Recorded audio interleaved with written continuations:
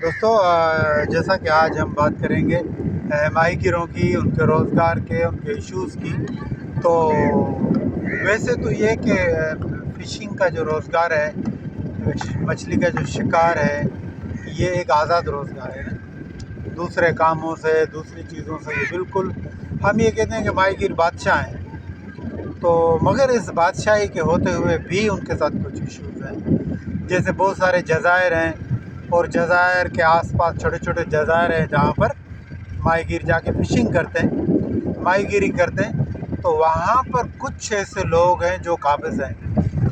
آپ فشنگ کر رہے ہوں گے تو اچانک سے آ جائیں گے کشتی لے کے کہ بھائی یہ تو ہمارا جزیرہ ہے، یہ تو ہماری زمین ہے، یہ تو ہمارا سمندر دریا ہے، آپ یہ سے کہاں کیسے آپ یہ فشنگ کر رہے ہیں. پھر آ کے یا تو ان کو بگائیں گے، یا ان کی جو شکار کی ہوئی مچھلی ہے وہ ان سے چھین لیں گے، یا اس مچھلی کا کچھ حصہ لے لیں گے. یا اگر آپ منتیں وغیرہ کریں گے تو وہی کہیں گے کہ ٹھیک ہے، فی کلو کے حساب سے ہمیں آپ روپیہ دیں، 2 روپیہ یا 2.5 روپیہ دے دیں. تو اسی طرح سے 30,000 35,000 کی ہے تو ان کے بھی اچھے خاصے پیسے بن جاتے ہیں. تو میرے کہنے کا مطلب یہ ہے کہ اگر یہ آزاد روزگار ہے تو حکومت کو چاہیے، اداروں کو چاہیے کہ ایسے قبضہ خور جزائر پر جو بیٹھے ہیں، جو غریب ماہی گیروں کا خون چوستے ہیں، کیونکہ محنت یہ کرتے ہیں اور فشنگ کے لیے یہ صبح سے شام تک جاتے ہیں، بھوکے مرتے ہیں، پیٹ ان کا خالی ہوتا ہے.